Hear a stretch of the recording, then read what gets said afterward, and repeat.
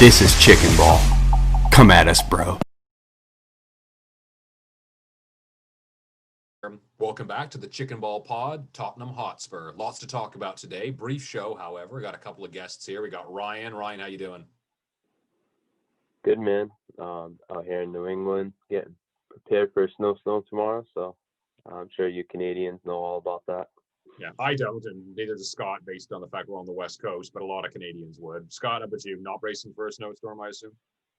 Not bracing for a snowstorm, although I did wear shorts to my office today, and it was maybe like 50 degrees. This girl looks at me and she goes, "You are a very, very brave man." And I was like, "Well, if you knew where I came from, yeah, not so much." But yeah, I understand what you're saying. So yeah, for anybody trying to convert, 50 degrees is 10 degrees in proper temperature in Celsius, if anybody is wondering. By 2 minus. Anyways, I digress. So Sunday, 1-1 draw with Palace, regardless of, we got there. Ryan, disappointing result based on the fact that literally everybody around us dropped points. Obviously after beating City and beating Arsenal and drawing Chelsea, like we knew, ironically, that this would be the game that we drop points regardless. Like it still sucked. It still sucked to lose those 2 points. Yeah, I think everybody felt better after. Fulham and Liverpool, drew as well. But I think it was one of those like missed opportunities where we could have like separated ourselves from everybody else. So I thought we started great, like the opening 15, 20. I thought we were really good, and then we kind of we tailed off completely after that. And then second half it kind of continued, and definitely disappointing result. Considering, like we were just saying, like we could have just separated ourselves from the pack, but there's gonna be a lot of games to come in the next couple of weeks. So we got a big one tomorrow as well. So they're coming thick and fast. Yeah. Scott, the Mourinho haters, anybody out there that was just waiting for any kind of, banana peel will point to a game like this and be like, well, that's what Mourinho does. He locks up shop, as soon as you lead, and then you invite pressure, and then bang, what happens? An error by Loris, and, it's 1-1. What are your thoughts there? Because clearly the style has worked, up until that game. And again, it's a draw. Like, it's not all for loss, but, obviously when you look at how close the points are, and, that's a, 2 points drop. But, what was your opinion on just the way that, the team played kind of in that second 2/3 of the game? yeah, honestly, I think I talked about it in the chat, but immediately I started saying, well, this is what happens when you play too defensively. We weren't offensive enough. Like it's just lazy to me. Like, again, like I said in the last episode, I don't know if it's 12-12, but after 11 matches, we had scored more in our first 11 than at any point since like the 60s in our first 11 matches. We're scoring goals. Like, for me, it's less surprising that we score less goals against these teams who are known to sit back and counter. Like, the reason we are scoring buckets, like when we put 6 past United, like those teams are looking to take the game to folks. They don't understand how to play to an opponent who counters by choice. Like, we counter and we have significant talent. Like, I think right now, anyone who has immense talent controls the game. They push for possession, high tempo, high press. We are quite the opposite, and we're extremely talented. We choose to counter. We choose to find our specific moments to break. So against the big sides, they leave themselves quite exposed. They just typically aren't playing a talented enough low block team to like take advantage of all those times they expose themselves where we are. Like, Crystal Palace is a defensive side that's not going to expose himself as much. That's why Sonny goes quiet against Palaces and then pummels teams like Arsenal and United. It's not a coincidence at all.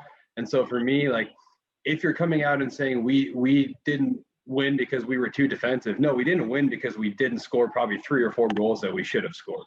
That's why we didn't win the game.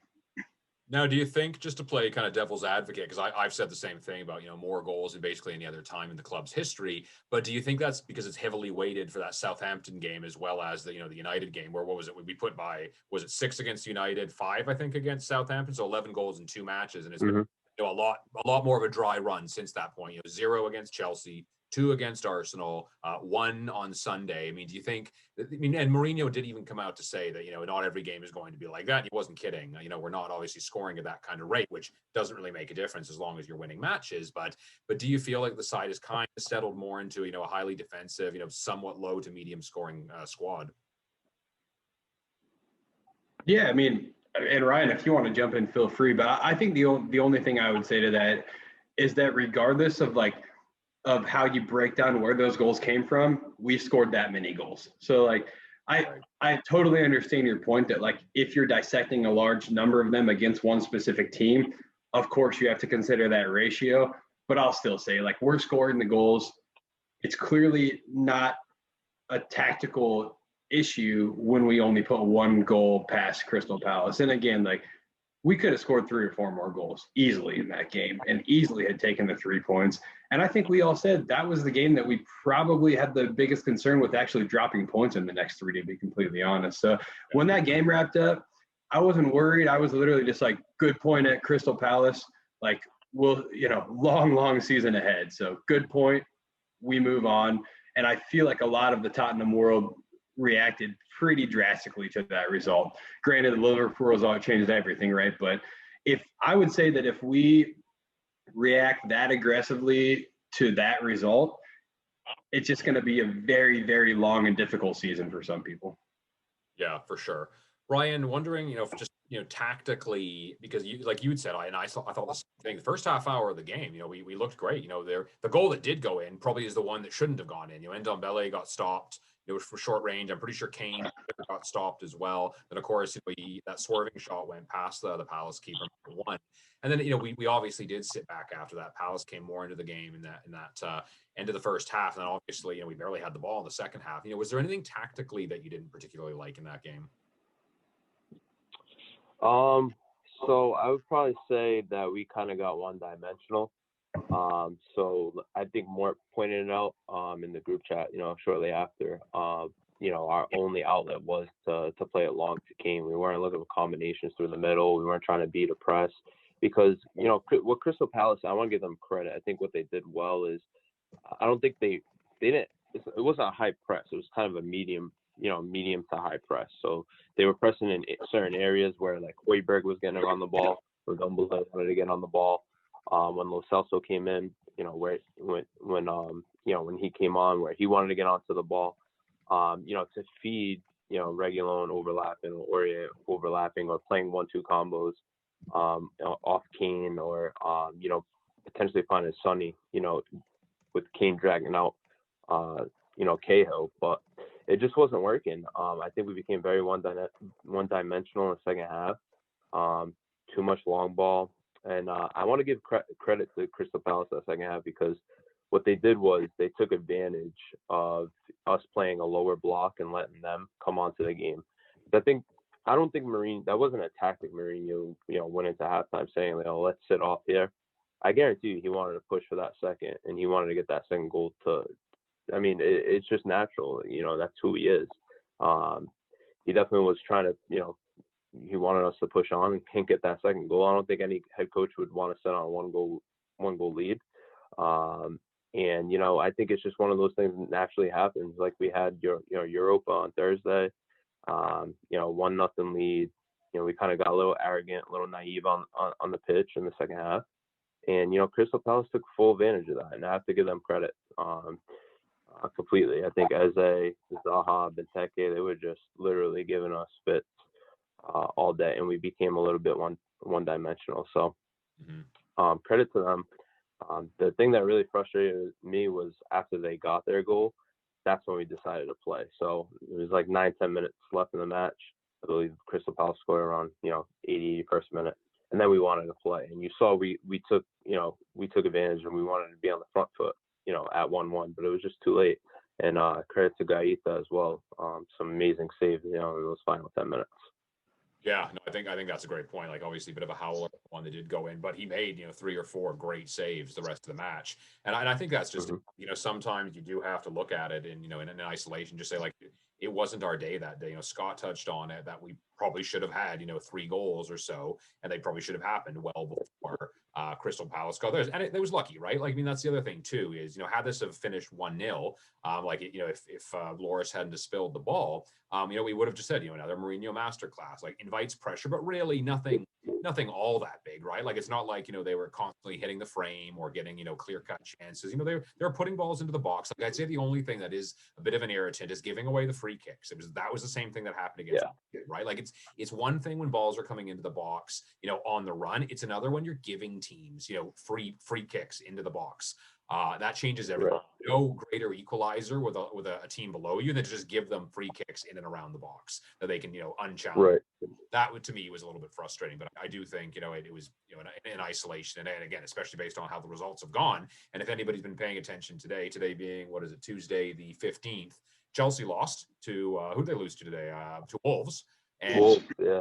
West Brom, like that's awesome. Like those are two results we definitely see coming. So it just puts more incentive tomorrow. I mean, Everton's got Leicester, so that's a big game. Leicester's only, I think, a point behind. So, we haven't even really talked about it. They're still there. They're still hanging around. Everton had a good result against Chelsea on the weekend. So, like, it is wide open. So if we shift our attention now to Liverpool, like it's no secret that they're missing a lot of players. And Brian, just before, we got on the show, we were talking a little bit about injuries they've had. And, obviously it's a tough run for them right now. But, to me, it's like, well, most other teams have kind of had these catastrophic injuries now for the past 2-3 seasons, whereas Liverpool, and Brian, you made the great comparison. This was like a Pochettino team, other than they won a whole bunch of stuff, but where the fact is like they were barely changing the lineups, and they had a very strong starting 11, which almost never changed. But now we're finally starting to see, or the gears starting to slow down a little bit.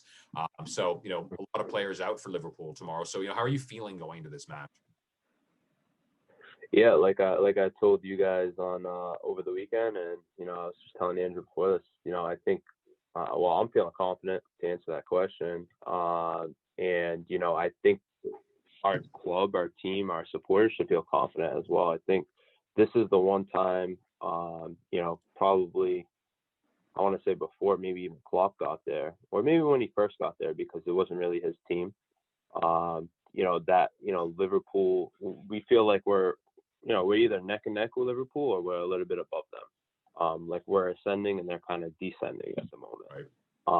Especially, due to the injuries like Andrew was just hitting on. I think, they've been extremely unlucky. They kind of remind me of us, like when, 16, 17 Spurs, where we had very, and we week. And I think that's something Liverpool noticed, this summer, and they made some great signings, but those guys are now injured too. So it's a little bit unlucky on their part. I love what Jose said today. He didn't really have time, for any sympathy for Liverpool and their injuries, and I don't think anybody should. I mean, if you look, just the past 2 years, Klopp's been there. I mean, they've had players playing 50 to 60 games. Salah, Mane, Firmino, Henderson, all these guys, Van Dijk as well, Robinson, Trent Alexander-Arnold. These guys playing 50 to 60 games back-to-back seasons, and that's a lot. That's taxing their bodies a lot, and you add in international breaks as well. I mean, it was bound to happen for them. We were kind of questioning like what's going on. Like at least I was, like what's going on over there? What are they doing differently compared to everybody else? But it's just a matter of time before these injuries caught up to them. And I think it's just a great time for us to hit. I mean, we're in first place. The results went our way today. I just think we really have to be aggressive tomorrow and just kind of be on the forefront. And when I say that, I'm not saying like we take control of the game, we possess the game or anything like that. I just think we need to go in there with professional attitude, some shithousery, obviously, and just continue to do what we do best, and that's hit them on the counter, let them possess the game, and hit them on the counter and work our transitions. Yeah, I mean that's an interesting point. And Scott, I'll pivot to you on this one. Ryan mentioning Mourinho not having a lot of time or sympathy for the injuries, and I think there's something psychological about that as well, because I think what people would happen is Liverpool is basically the fans, pundits, all that sort of thing, who obviously don't want to see Spurs win, are going to say like, well, it's there for Spurs to take. Either it's almost like a no-win situation. If Spurs win tomorrow, it's because Liverpool is it has all their players out hurt. If Spurs don't get a result tomorrow, well, they were never a contender in the first place, right? So I think Jose that's what he does. He's a mind game dude. Like he plays these games, and I think that's a smart thing to do, because otherwise, like, they still got some pretty damn good players. They still got Salah, they still got Mane, they still got Firmino. As far as I know, he's not hurt. In addition to a couple of players, they still have in midfield. So, wondering, how you would approach this game. Like, do you just expect us, the same kind of play, low block, low mid block, and attack on the counter, like let Liverpool have the ball at home? What are you thinking? 100%, 1,000%, man. Like, what's going to happen is Robinson, TAA are going to get too far forward. It doesn't take anyone who is like an expert in the tactics of the sport to understand what's going to happen here. I guess I'm saying that so people don't think that I think I am one, right? But like, TAA and Robinson are going to get too far forward. Their center backs are not going to be talented enough to make up for that, like Van Dijk is, and Sonny's going to shred them, dude. Like, I think Son gets a couple goals tomorrow. I think we actually win this one pretty handily, to be completely honest with you. I'm obnoxiously confident going to Anfield, and like, in the back of my head, I'm like, you can't feel this confident, but I'm like, fuck it, I do. I really, truly do. And I think it's just because the way they play just leaves all kinds of opportunities for us to do what we've done really well for the first 12 games of the season. Yeah, good point. I mean, and I think like you said, Scott, just the overreaction to the Palace game. I mean, the Palace game didn't change anything for me. Like, I don't necessarily know. That's a good fucking team, dude. And Sellers is a tough place to play. Like, oh yeah, for sure. I mean, that's the thing. I mean, they're in 12th place, but they have good players. I mean, that again, like that. We know the contract situation with Zaha. Like, he probably should be playing on a better team, but his contract is what it is. That players don't want to bite. He played for United. It was a bit of a small fish big pond kind of thing. But yeah, like, that hasn't changed anything for me. So, but it was interesting to see the reaction on Twitter. People then all of a sudden begin to be afraid. Like, did they forget that Liverpool just drew Fulham? Yeah, exactly, man. I mean. And they were lucky. They were lucky to draw Fulham. That's the other thing as well. They were very, very fortunate that they were given that penalty to draw Fulham. So, and again, it's tough to compare apples to apples, if you can even do that, because Fulham's going to play differently from us. But I think we're a third of the way past the season now. I don't think Jose's going to change anything, right? Like, there's no reason to. Like, there's no reason not to play defensively and try to hit on the counter, because Liverpool aren't going to do that. They're just not. They move forward. Obviously, TAA, Robertson, they do want to get forward. Like, and they're not going to change the way they play either. It was something that, Pochettino, I think for the most part, it kind of worked out with Liverpool. Like, we had some pretty good results, the Champions League final notwithstanding, but I think there was something there, and I think Jose's a little bit more systematic about it. But I don't really see any reason to be afraid. Like, I think it'll be a tough game. I still think Liverpool have plenty of firepower to get across the line, but I don't see why all of a sudden after the weekend's results anybody's any more afraid than they were before. Yeah, and I think I think Mourinho. I'm pretty positive saying this. Mourinho's only faced Klopp, with Tottenham once. And I think it was that 1-0 loss. Tanganga made his debut at home. It's like a surprise debut to everybody.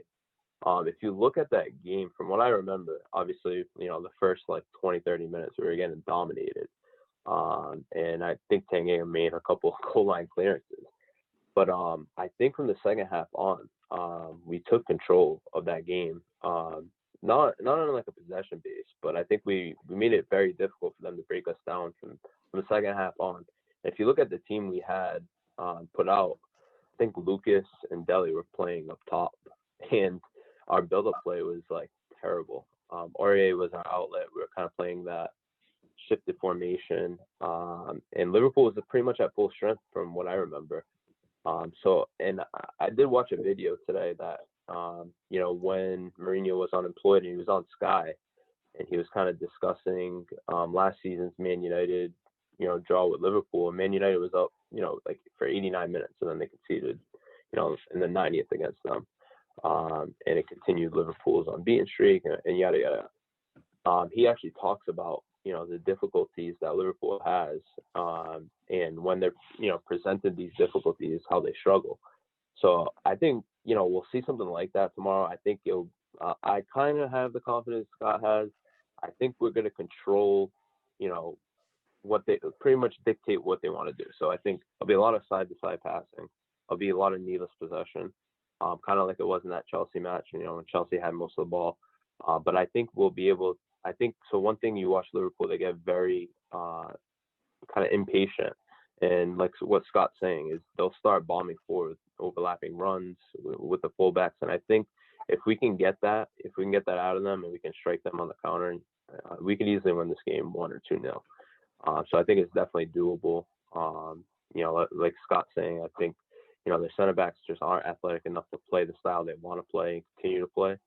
So I do think like this is just a time for us to hit them, hit them where it hurts, and really take advantage of our current form, and then also their injuries to date. And in terms of the lineup, do you anticipate any changes from Sunday? Which we've kind of got seemingly a pretty set lineup at this point in time, assuming there are no new injuries. Bale was out with illness, not COVID related. He wouldn't have started anyways. Although I actually thought he might start in that game, just because it was against Palace, and he might have been a bit more of a goal threat. But Bergwijn seems to be the guy starting on the right side now. I mean, that was always kind of the position that seemed to be up in the air. Bergwijn's kind of made that, I think, his own, at least for the time being, and so you could certainly see him being included again to help defend on that right side. But do you expect to see any changes tomorrow? Yeah, I mean, yeah, Ryan, if you don't mind, I'll be pretty quick. I'll say I don't. I think there's an inclination, and it's perfectly understandable why there is one. There's an inclination that we're going to rotate because we played on Sunday, but I just don't think we will. I think we've kind of gotten through that pinch of Europa League and Premier League at the same time. I think we can just focus on getting this result against Liverpool, and then from there kind of reassess where the squad is and look to Leicester. But this game's very important, and it's clear what our best 11 is. So I don't expect any changes at all. I think Bergwijn has been so good. And I'm getting frustrated on Twitter. People are like, he has no production. Get him off the field. What's happening? Like, they're just not watching the game. Like, he is so important to what we're doing defensively. He's essentially playing as like a defensive wide midfielder. He's playing as a wing back. Yeah, exactly. Like, and when you're playing Robinson, Trent Alexander-Arnold, and Mane and Salah, probably the 4 most lethal people in their respective positions in the league, like, you need Bergwijn involved defensively. So he needs to start. He's very important. Obviously, Son and Kane always start anytime they're fit. There's never a question there. Midfield can't change. I mean, maybe Giovanni Lo Celso instead of Tanguy. There's an argument to be made there, but at this point, they're both extremely effective. And obviously, it's Højbjerg and Sissoko, and that pivot. Backline can't change for obvious reasons either. So pretty simple for me. Ryan? Yeah, no. I think we could possibly see Bergwijn or Ndombele sacrifice. I just have I don't know why. I just have a funny feeling we do go back to 3 at the back for this specific match. I don't hate it, actually. I don't hate it. Yeah. Yeah, I think it's rarely used under Jose, but we have used it. I believe I counted, when we were having this discussion the other day. I think it was like 9 or 10 times under Jose in his 50, 60 matches. So obviously not a high, success rate in terms of, using that formation. But if you look at when he used it, he was definitely using it for experimental purposes, or he's using it in big matches where he was trying to establish a low block and hit them on counters. And, if you do look at some of those patches too, we didn't have Kane, Son, and some other players. But I just have a funny feeling that's something that we will do to kind of match their width, get the wing backs to match up with theirs, and, really just try to hit them on the counter, low block, and just make it tough for them. Make the midfield compact. Don't let them play in those spaces, because that's really where they excel, is in those transitions and in those spaces. You cannot give Salah, Mane, and even Firmino, if he turns, he can link up play pretty well. So you can give those guys space. And even Henderson has been, a very good ball carrier for them the last year or two. So, I think, we could see a 3 at the back for this specific match. And we just make it hell for them. But, I could also see us, sticking to what's working, obviously. Yeah, no, that's kind of where my head is at. So I do want to ask a couple of quick hitter questions, but just score predictions just before we jump off. Ryan, sticking with you, what are you thinking tomorrow? I'm going 1-0 Spurs. Scott?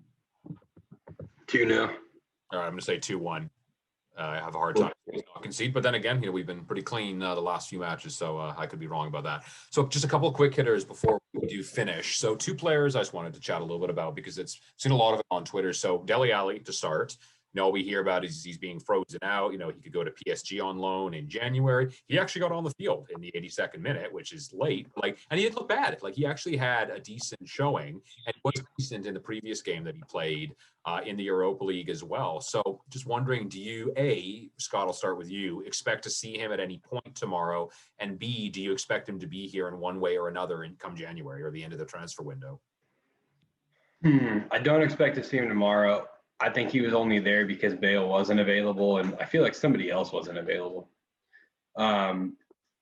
Maybe Winks, Lamella too, even if you want to make the argument, right? But I do not expect him at all tomorrow. I don't think he needs to be involved tomorrow.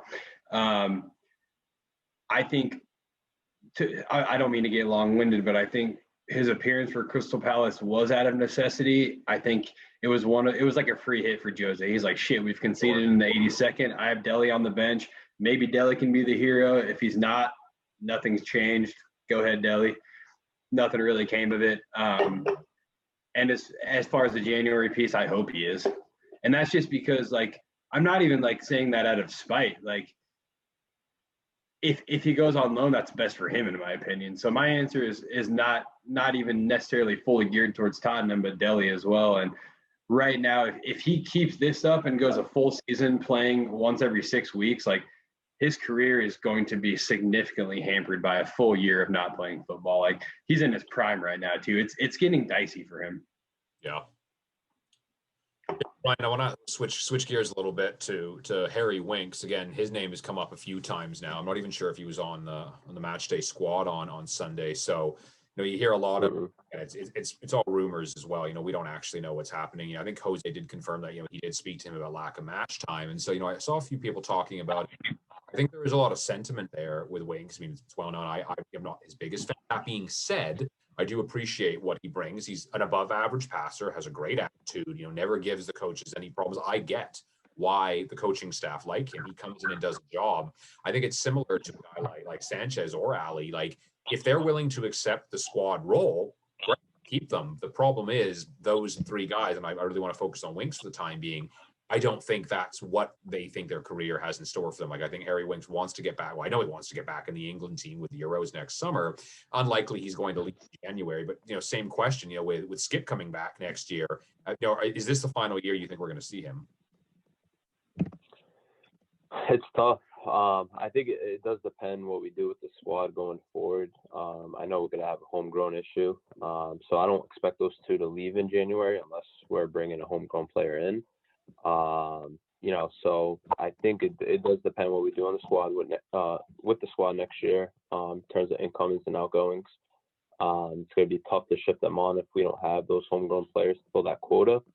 And then some of the, I don't know if you guys paid attention to some of the stuff that's going on in terms of Brexit.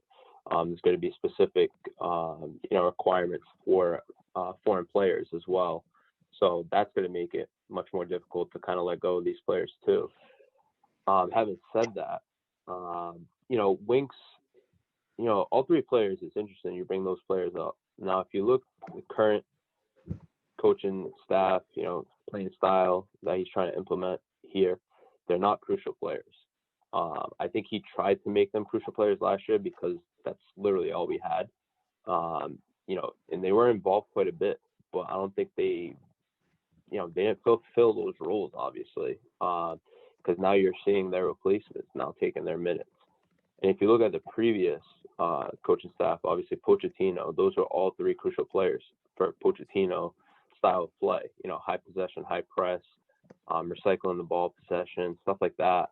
All three of those players excelled under Pochettino. And even though, the last couple of years they fell off a little bit in terms of performances and things like that, I just think that now you're kind of seeing them phased out in a way that, they're unhappy. They were crucial players at one point. It was great for their development. They were showing promise, but now, a different playing style, competition comes in. You're starting to see them level out a little bit. And, it's unfortunate because, I do like Winks. I do like Delhi. And I'm indifferent to Sanchez, but, it's one of those things where Scott's saying is, these guys are 24, 25 years old. They're still young. They need to go out and, enjoy their football careers while they can. So, if it's not here with Mourinho, I hope they find success elsewhere, but obviously not against us. But we'll have to see with those three. Those two definitely. I don't expect them to go in January, as I said, because of the homegrown quota. Yeah, no, I tend to agree with you, and I think you're spot on that. When they were playing, it's because we didn't have anybody else, and that was always kind of my view at the time, which kind of frustrated with me with some people. We weren't playing well. It's like, well, but look who's on the field. Like, again, I'm not trying to like personally attack some of these guys, but like look at the drop off compared to the years with Pochettino when we had Wanyama and Dembele, and now it's Sissoko. And don't get me wrong, Sissoko is still an integral part of the team, but he wasn't with Winks next to him, right? Like he couldn't fulfill that role. He can carry the ball, but he's a passer, right? So that was just never going to work. So no, I'm inclined to, I don't see really any outgoings. Maybe Delhi on loan, maybe, but even then, that's, I don't know about that either. Anyways, guys, we're going to wrap up, keep this one nice and short. Ryan, any closing words before tomorrow's match? Nope. Just come on, you Spurs. Let's get those 3 points. Right on. Scott? Same, man. Fucking big one tomorrow. Can't be enough said about it, but very, very confident. So let's go. Yeah, let's just go. Get the 1-0 win. The score is irrelevant. Just get the 3 points. The team obviously a ton of good, not just on the table, but psychologically. Then we got Leicester on the weekend, so that's another tough match. Like there aren't any easy matches anymore, right? Like, well, unless you're Arsenal or Manchester United. But besides that, there aren't any easy matches anymore. Like everybody is competitive. Yeah, and I think if I could backtrack and actually add a couple last words, I will say like the next two matches are pivotal, man. I mean, I expect us, Liverpool, and Leicester to all be in the top four. So if we do get 6 points from these next two games, I've believed for 3 or 4 months, right? You guys know that, but I think people will join me if we get 6 points in the next two matches and really start believing that we're going to win the league this year, or that we have a real chance to do it. Yeah, I mean, you called it, and if people are starting to believe, like, what, I know Morton and I thought, well, we defensively are not good enough, but, we've gotten a lot better. Would I love to see, a premier defender come in? Sure, but, mid-season, that's a big risk as well, right? So we're keeping the ball up, if we can just avoid some of those, the West Ham, the Newcastle, the Palace, last-minute goals, that changes everything. Again, you can't look backwards and look forward, but I'm with you guys. I mean, I got nothing else to say. Let's go get those 3 points. Come on, you Spurs. Money fucking Spurs. Spurs.